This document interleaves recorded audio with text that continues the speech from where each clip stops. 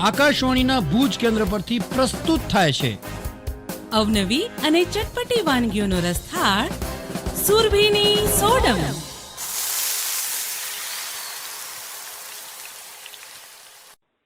Hello all dear foodie friends and welcome સુરભીબેન. Thank you. કેમ છો બધા? મજામાં? એકદમ મજામાં. સુરભીબેન આપ કેમ છો? એકદમ મજામાં. સુરભીબેન આમ શિયાળો આવે ને એટલે એમ થાય કે મેથી છે એની સુકવણી કરીને સ્ટોર કરી લઈએ, વટાણા છે એને પણ આપણે આમ સ્ટોર કરી લઈએ તો લીલા વટાણા અત્યારે બહુ જ સરસ આવતા હોય, પછી તુવેરના દાણા છે, તો આ બધી વસ્તુ આપણે આમ ફ્રીજની અંદર ડબ્બા ભરીને મૂકી રાખીએ છીએ. તો આજે એમ થાય છે કે હવે વટાણા આટલા સરસ આવે છે તો એમાંથી કોઈ સ્પેશિયલ રેસીપી શીખવશો? ચોક્કસ આપણે શીખીશું. વટાણા અત્યારે તો સરસ આવે જ છે. હજી પણ એમ થાય કે હજી થોડો ટાઈમ વટાણા આવશે, પણ હવે પછી 15 દિવસમાં વટાણા ક્વોલિટીમાં ચેન્જ આવી જશે. તો જ્યારે જે વસ્તુ આવતી હોય એને ભરપૂર માત્રામાં આપણે ઉપયોગ કરી લેવો જોઈએ. બિલકુલ. અત્યારે આપણે વટાણાની પેટીસ બનાવીશું. હવે આ પેટીસની ખાસ વાત શું છે કે આ મટર પેટીસ અથવા તો વટાણાની પેટીસની જો વાત કરીએ ને તો અત્યારે લગ્ન ગાળો ચાલી રહ્યો છે, તો તમે ક્યાંય પણ જાશો ને લગ્ન પ્રસંગ પણ તો આ વટાણાની પેટીસ તમને બહુ જ જોવા મળશે. વટાણાની પેટીસ અથવા તો વટાણા પેટીસની ચાટ એ રીતે તમને જોવા મળશે. અને એનો સ્વાદ એટલો સરસ હોય ને આપણે એમ થાય કે આવું કંઈક ઘરે બને તો મજા પડી જાય. તો આજે આપણે એ જ રેસીપી શેર કરીશું. ચોક્કસ. તો ચલો શીખવી દઈએ આપણા શ્રોતાઓને મટર પેટીસ. ચોક્કસ. જો મટર પેટીસ આપણે બનાવવા માટે સૌથી પહેલું સ્ટફિંગ એટલે કે અંદર વટાણાનું અંદર પૂરણ હોય છે અને બહારનું લેયર કાચા કેળા કે બટાકાનું હોય છે. એ રીતની આ પેટીસ તૈયાર થતી હોય છે. તો એમાં જે અંદરનું લેયર વટાણાનું હોય છે એના માટેની આપણે ઇન્ગ્રેડિયન્ટ એના જોઈ લઈએ. તો એના માટે અડધો કપ વટાણા લેવાના છે, 2 થી 3 લીલા મરચા અને 2 થી 3 ટેબલસ્પૂન સિંગદાણા લેવાના છે.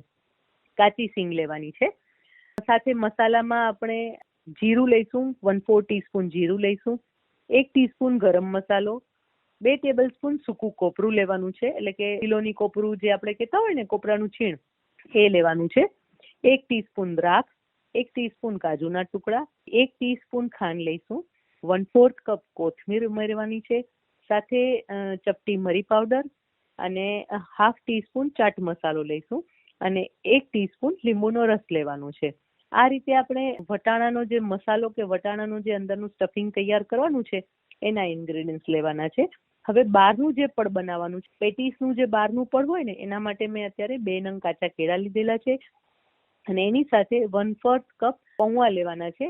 જે પૌવા આપણે બટાકા પૌવા જે બનાવતા હોય કે તળવાના જે પૌવા લેતા હોય છે, તો એ પૌવા છે એને પલાળી લેવાના છે. પલાળી અને એનું પાણી નિતારી લેવાનું છે અને એ 1/4 કપ આપણે લેવાના છે. એની સાથે મીઠું એડ કરીશું અને મરી પાવડર, ચપટી મરી પાવડર લઈશું. આટલા મસાલાની આપણે જરૂર પડશે. હવે આપણે પ્રોસેસ જોઈ લઈએ. તો સૌથી પહેલા તો કાચા કેળા કે બટાકા પણ તમે લઈ શકો છો, તો એને પહેલા બાફી લેવાના છે. જનરલી આપણે શું કરતા હોઈએ છે કે બાઇન્ડિંગ એજન્ટ તરીકે કાં તો કોર્નફ્લોર એડ કરતા હોઈએ છીએ અથવા તો બ્રેડ ક્રમ્સ એડ કરતા હોય છે. પણ જ્યારે તમે કાચા કેળાની કોઈ પણ પેટીસ બનાવતા હો તો એની અંદર પૌવા એડ કરશો ને, ઇવન બટેટાની પણ બનાવતા હો તો એની અંદર પલાળેલા પૌવા એડ કરશો ને તો તમારે કોર્નફ્લોર કે બ્રેડ ક્રમ્સની જરૂર નહીં પડે. એટલું સરસ એનું ટેક્સચર આવી જશે. તો આપણે જે બાફેલા કાચા કેળા લેવાના છે એને પેલા છીણી લઈશું. છીણી લેવાના છે ને એની અંદર પલાળેલા પૌવા એડ કરી દેવાના છે, નિતારેલા પલાળેલા પૌવા, એની સાથે મીઠું અને મરી પાવડર એડ કરી દેવાનું છે, જેથી કરીને એની અંદર બહુ વધારે આગળ પડતા કોઈ મસાલા નથી હોતા. જે બહારનું લેયર હોય છે ને એ ને એની અંદર વધારે ટેસ્ટી એવું પૂરણ ભરેલું હોય છે, જેથી કરીને જે પેટીસ તૈયાર થાય ને એકદમ ટેસ્ટફુલ તૈયાર થતી હોય છે. તો આ રીતે બહારનું લેયર તૈયાર થઈ ગયું. હવે આપણે વટાણાનું જે સ્ટફિંગ તૈયાર કરવાનું છે એના માટે પહેલા એક પેનમાં 1 ટીસ્પૂન તેલ લેવાનું છે. હવે સૌથી પહેલા તો વટાણા, સિંગદાણા અને લીલા મરચા એ ત્રણેયને અધકચરા ક્રશ કરી લેવાના છે મિક્સરમાં. અને હવે એક પેન લઈ અને 1 ટીસ્પૂન તેલ લેવાનું છે. એમાં જીરુંનો વઘાર કરવાનો છે. 1/2 ટીસ્પૂન જીરું એડ કરી એની અંદર હિંગ અને તલ એડ કરીશું અને એની અંદર આ જે બાફેલા જે મિશ્રણ આપણે વટાણાનું જે મિશ્રણ તૈયાર કર્યું હતું ને વટાણા સિંગદાણાનું, એ કરી અને 1 મિનિટ માટે એને સાતળવાનું છે. આમ તો વટાણા એટલા બધા સરસ ચડી જતા હોય છે ને, એટલે એને કઈ કુક કરવાની બહુ જરૂર નથી પડતી હોતી. વટાણા આપણે કાચા પણ ખાઈ શકતા હોઈએ છીએ. એટલે 1 મિનિટ એને કુક કરશું એટલે સરસ રીતે મિક્સ થઈ જશે, સરસ રીતે સતળાઈ જશે. હવે એની અંદર બધો મસાલો એડ કરી દેવાનું છે, એટલે કે એની અંદર સૂકું કોપરું, દ્રાક્ષ, કાજુ, ગરમ મસાલો, ખાંડ, કોથમીર, ચાટ મસાલો અને મરી પાવડર, આ બધી જ વસ્તુ મિક્સ કરી લેવાની છે. અને છેલ્લે 1 ટીસ્પૂન લીંબુનો રસ એડ કરી દેવાનો છે. એટલે એક મસ્ત મજાનો ખાટો, તીખો, મીઠો એવો મસાલો તૈયાર થશે. લીલા મરચાની તીખાશ આમાં લેવાની છે, જેથી કરીને કલર એકદમ સરસ ગ્રીન આવશે. હવે આ જે પેટીસ છે એ તૈયાર થઈ જાય અને પછી તમે એને હાફ કરશો ને, ત્યારે બહારનું લેયર છે એકદમ વ્હાઈટ અને અંદરથી એકદમ સરસ ગ્રીન દેખાશે. એટલે બહુ જ સરસ દેખાશે. હવે આ જે મિશ્રણ તૈયાર થયું ને, એને ઠંડુ કરી અને એના નાના નાના બોલ્સ વાળી લેવાના છે. હવે જે કાચા કેળાનું જે મિશ્રણ છે એને હાથમાં લઈ થેપી લેવાનું છે અને વચ્ચે આ વટાણા વાળું બોલ્સ મૂકી અને વાળી લેવાનું છે. સરસ રીતે એને ગોળ પણ કરી શકો છો, અથવા તો ફ્લેટ પેટીસ જેવો પણ શેપ આપી શકો છો, ટિક્કી જેવો પણ શેપ આપી શકો છો. કોઈ પણ તમને જે મનગમતો શેપ હોય એ તમે આપી શકો છો. અને પછી એને ફ્રાય કરી લો અથવા તો સેલો ફ્રાય કરો. પેટીસ જેવો શેપ આપીને થોડા તેલમાં તમે સેલો ફ્રાય પણ કરી શકો છો, અથવા તો બોલ્સ જેવું બનાવીને તમે ફ્રાય પણ કરી શકો છો. અને ઉપરના કોટિંગની જરૂર નહીં પડે. છતાંય તમને એવું લાગે કે કાચા કેળા બાફતી વખતે જો વધારે ચીકણા થઈ ગયા છે અથવા તો એની અંદર વધારે મોઇસ્ચર રહી ગયું છે, તો એક લેયર તમે બ્રેડ ક્રમ્સનું અથવા તો કોર્નફ્લોરનું એક બાર એમે રગદોળી શકો છો, એક લેયર કરી શકો છો. બાકી જરૂર નહીં પડે. અને પછી એને તળી લેવાના છે અને પછી એને તમે ગ્રીન ચટણી અને મીઠી ચટણી સાથે સર્વ કરો, અથવા તો તમે એને પેટીસની ચાટ બનાવીને પણ સર્વ કરો, કે પેટીસ એના ઉપર ગ્રીન ચટણી, મીઠી ચટણી, દહીં, સેવ અને કોથમીર, દાડમના દાણા આવી રીતે છાંટીને પણ તમે સર્વ કરી શકો છો, તો પણ બહુ જ મસ્ત લાગે છે. તો આ શિયાળામાં હજી પણ વટાણાની સરસ મજાની સિઝન ચાલુ છે, તો આપણા શ્રોતાઓને કહીએ કે આપ મટર પેટીસ બનાવી શકો છો, અથવા તો મટર પેટીસ ચાટ પણ આપ બનાવી શકો છો. અને મસ્ત મજાની આ પેટીસને ચટણી કે સોસ સાથે જો સર્વ કરી દીધી હોય તો પછી મજા આવી જાય.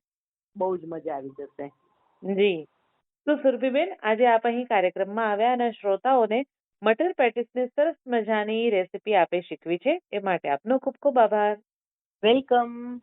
અને શ્રોતાઓ, હવે મળીએ આપણે આજના ગેસ્ટને.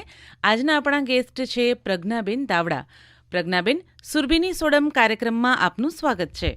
નમસ્તે ભૂમિબેન. તો પ્રજ્ઞાબેન, આજે આપ સુરભીની સોડમ કાર્યક્રમમાં આપણા શ્રોતાઓ માટે કઈ રેસીપી લઈને આવ્યા છો? હું આજે રેસીપી લઈને આવી છું ખજૂરના બિસ્કિટ. આહા, ખજૂરના બિસ્કિટ. આમ તો બાળકો ના ખાતા હોય ખજૂર, પણ એને આવી રીતે આપણે કરીને દઈએ ને, મિક્સ કરીને એનો શેપ કરીને દઈએ ને, તો બાળકોને ગમે. વાહ, તો કંઈક એક નવો જ ટેસ્ટ આજે આપણે બિસ્કિટની અંદર નવો ફ્લેવર લાવ્યા છીએ. તો ચાલો સૌથી પહેલાં આપણે ખજૂરના બિસ્કિટની રેસીપી આપણા શ્રોતાઓ સાથે શેર કરી દઈએ. સામગ્રી છે 12 થી 15 મેરી બિસ્કિટ, 500 ગ્રામ ખજૂર, 1 ટેબલસ્પૂન ઘી, 2 ટેબલસ્પૂન ટોપરાનું ખમણ.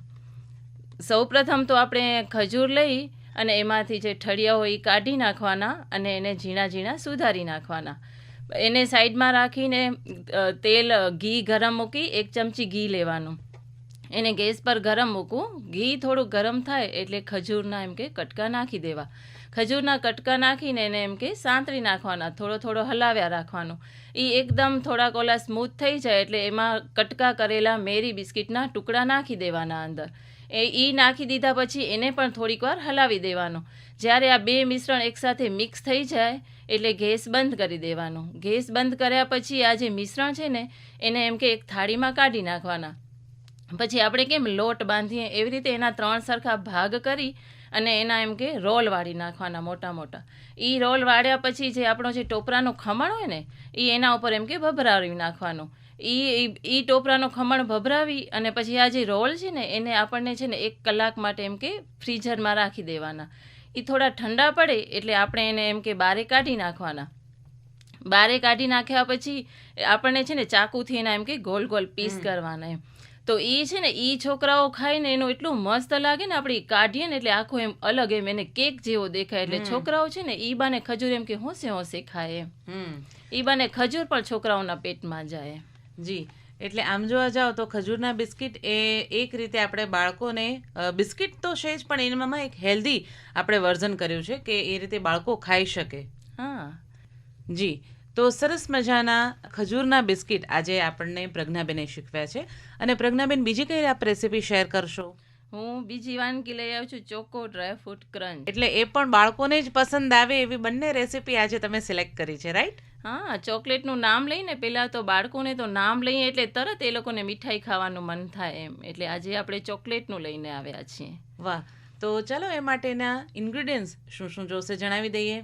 હા, તો એના માટે જોશે વ્હાઇટ ચોકલેટ કમ્પાઉન્ડ, એક બ્રાઉન ચોકલેટ કમ્પાઉન્ડ, એક ડાર્ક ચોકલેટ કમ્પાઉન્ડ, 50 ગ્રામ કાજુ, 50 ગ્રામ બદામ, 2 ટેબલ સ્પૂન રાઈસ ક્રિસ્પ્સ. અચ્છા, તો આ રાઈસ ક્રિસ્પ્સ શું છે? એ છે ને એક એમ આપણે ખાઈએ ને તો એકદમ ક્રન્ચી જેવું લાગે, વ્હાઈટ એવું દાણા જેવું આવે, એટલે આમ આપણે ખાઈએ ને તો એનો અલગ ટેસ્ટ લાગે એમ. ઓકે. અને એનાથી સો પણ અલગ લાગે આમાં જી, એટલે આપણે એને ગાર્નિશિંગ માટે અથવા તો એનો બારે ડેકોરેશન માટે આપણે યુઝ કરીએ અંદર છીએ. પણ નાખી શકીએ. હા, ઠીક છે. તો હવે બનાવવા માટેની રેસીપી જણાવી દેશું. હા, તો સૌપ્રથમ તો આ વ્હાઈટ ચોકલેટ છે ને એને પણ એમ કે પહેલાં પીગાળી નાખવાની, પણ એને પીગાળવામાં પણ બહુ ધ્યાન રાખવાનું હો ભૂમિબેન. એમને એમ આપણે નાખીએ, આપણે રાખી દઈએ, પણ એનામાં જો એક ટીપું પાણીનું પડી જાય ને તો પછી ચોકલેટ કામ ના આવે હો. ઓહો. તો એના માટે છે ને આપણે લોયામાં ગરમ પાણી મૂકો, અને પછી જે આ ચોકલેટ હોય ને એના એમ કે એક બાઉલમાં કટકા કરીને એમાં નાખવાના, અને પછી એ બાઉલ ગરમ પાણીમાં રાખી અને એનામાં એ પીગળાવવાની આવે એ ચોકલેટ એમ. તો આવી રીતે જે 3 ચોકલેટ હોય ને એ આ વ્હાઈટ, બ્રાઉન અને ડાર્ક ચોકલેટ છે ને એ ત્રણેયને એમ કે અલગ અલગ એમ કે પીગળાવવાનું એમ, આવી રીતે બોઇલ કરવાનું એમ ગરમ પાણીમાં એમ. અને પછી છે ને એ જે ચોકલેટ હોય ને એમાં એ કાજુ અને બદામ, તો કાજુ હોય ને એને પણ શેકી નાખવાના, એ થોડાક બ્રાઉન થાય ને ત્યાં સુધી એને શેકી નાખવાના. પછી બદામ હોય તો એ પણ થોડોક કલર ઓલો બ્રાઉન થાય તો બદામને પણ એમ કે શેકી, કાજુને અલગ રાખવાના, બદામને અલગ રાખવાના. પછી એ બે શેકાઈ જાય, ઠંડા થઈ જાય ને એટલે પછી કાજુને પણ પીસી નાખવાના અને બદામને પણ પીસી નાખવાના. એટલે એકદમ આપણે ફાઇન. હા હા, એકદમ પીસી નાખવાના. પછી જે આ વ્હાઈટ ચોકલેટ હોય ને એમાં વ્હાઈટ કલર એટલે વ્હાઈટ કાજુ આમાં મિક્સ કરી દેવાના એમ, એટલે એનો કલર પણ એ વ્હાઈટ જળવાઈ રહે. અને પછી જે બ્રાઉન ચોકલેટ હોય ને એમાં છે ને આપણે પીસેલી બદામ નાખી દેવાની, અને પછી જે આ ઓલી આપણી ડાર્ક ચોકલેટ હોય ને એને ડેકોરેશન માટે રાખી દેવાના. તો પછી એને શું કરવાનું કે આ જે આ મિશ્રણ હોય ને વ્હાઈટ ચોકલેટ વાળો, બ્રાઉન ચોકલેટ વાળો, તો એને શું કરવાનું, સૌ પ્રથમ ઓલી થાળી હોય ને એનામાં થોડુંક ઘી પાથરી દેવાનું, આમ જરા લગાવી નાખવાનું એમ. અને સૌથી પહેલા વ્હાઈટ ચોકલેટ આપણે જે કાજુવાળો જે મિશ્રણ હતું ને એ પાથરી દેવાનું. ઓકે. એના ઉપર બ્રાઉન ચોકલેટ હોય ને એ પાથરી દેવાની. એ બે પાથરી દઈએ ને પછી એને ગાર્નિશિંગ માટે છે ને થોડીક વ્હાઈટ ચોકલેટ હોય ને એનું મિશ્રણ થોડું ઘટ એના પાછળ એના ઉપર પાછું મૂકી દેવાનું. અને પછી જે આપણે ઓલી રાઈસ ક્રિસ્પ્સ છે ને એ પણ તમે ઉપરે નાખી શકો ડેકોરેશન માટે, અને તમે અંદર પણ નાખી શકો, એટલે એનાથી આમ છે ને આખી અલગ લાગે. અને પછી જે આપણે ડાર્ક ચોકલેટ કહી ને એને પીગળાવી ને એનો કોન બનાવીને તમે એનાથી જે ડિઝાઇન કરો ને તો છોકરાઓને એમ કે આખું અલગ લાગે જોઈને, એમ મસ્ત મન થાય ખાવાનું. ભલે ચોકલેટ તો બધાય બાળકોને ભાવતી હોય, તો એવી રીતે છે ને એનામાંથી ડાર્ક ચોકલેટ તમે નાખી આમ ઓલો કરી નાખો ને ડેકોરેશન, પછી તમે છે ને એને એમ કે ફ્રીઝરમાં રાખી દો ને, અને પછી એને બહાર કાઢો ને તો એના મસ્ત એમ કે પીસ થાય એમ, એ બહુ મસ્ત લાગે. હા, એ ખાવાથી એમ. અને એ બાને છોકરાઓના પેટમાં ડ્રાયફ્રૂટ જાય, અને ચોકલેટ અમુક છોકરાઓ ડ્રાયફ્રૂટ પણ ન ખાતા હોય તો એ બાને એ પણ ખાતા થાય છોકરાઓ. એમાં ઘણી બધી મમ્મીને એવી કમ્પ્લેન હોય છે કે બાળકો જે છે આજે ડ્રાયફ્રૂટ બિલકુલ નથી ખાતા હોતા, તો આ રીતે જો એમને આપવામાં આવે તો હોંશે હોંશે ખાઈ જાય. ચોકલેટનું નામ આવે એટલે ઈ બાને છોકરાઓ ઈ પણ ખાઈ લે છે. અને ઘરે બનાવેલી કોઈ પણ વસ્તુ હોય એટલે એ હેલ્ધી તો છે જ. એટલે ઘરે બનાવેલા સરસ મજાના ખજૂરના બિસ્કિટ, અને બીજું આપે જે શીખવ્યું છે એ છે ચોકો ડ્રાયફ્રૂટ ક્રંચ. બહુ જ સરસ મજાની રેસીપી છે, અને આઈ એમ શ્યોર કે આપણા જેટલા પણ શ્રોતાઓ છે એ એમના ઘરે આ બંને રેસીપી ચોક્કસથી ટ્રાય કરશે. તો પ્રજ્ઞાબેન, આજે આપ અહીં કાર્યક્રમમાં આવ્યા અને આપણા શ્રોતાઓને આટલી સરસ મજાની રેસીપી શીખવી એ માટે આપનો ખૂબ ખૂબ આભાર. થેન્ક યુ ભૂમિબેન. તો શ્રોતાઓ, આજના કાર્યક્રમમાં કુકિંગ એક્સપર્ટ સુરભી વસાએ સરસ મજાના લીલાછમ વટાણાની પેટીસ એટલે કે મટર પેટીસ આપણને શીખવી છે, અને સાથે સાથે આજના ગેસ્ટ પ્રજ્ઞાબેન દાવડાએ આપણને ખજૂર બિસ્કિટ અને ચોકો ડ્રાયફ્રૂટ ક્રંચ શીખવ્યા છે. આને ડીઝર્ટ પણ કહી શકાય અથવા તો સ્વીટ પણ કહી શકાય, અને બાળકો તો આ બંને રેસીપી હોંશે હોંશે ખાશે. તો રેસીપીને લગતા આપના પ્રતિભાવો કે આપ પણ આપની રેસીપી કાર્યક્રમ સુરભીની સોડમમાં અમારી સાથે શેર કરવા ઈચ્છતા હો તો અમને વોટ્સએપ કરો 9426421254 પર, 94-264-21254 પર. તો મળીએ છીએ આવતા સપ્તાહે અવનવી વાનગી અને ચટપટી વાતો સાથે. Till then, eat healthy and stay healthy. Be foodie and be happy.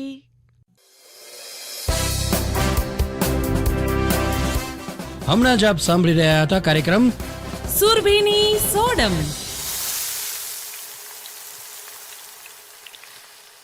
કાર્યક્રમ પ્રસ્તુતિ ભૂમિ ચોકસી. આ કાર્યક્રમનું પ્રસારણ આકાશવાણીના ભુજ કેન્દ્ર પરથી કરવામાં આવ્યું.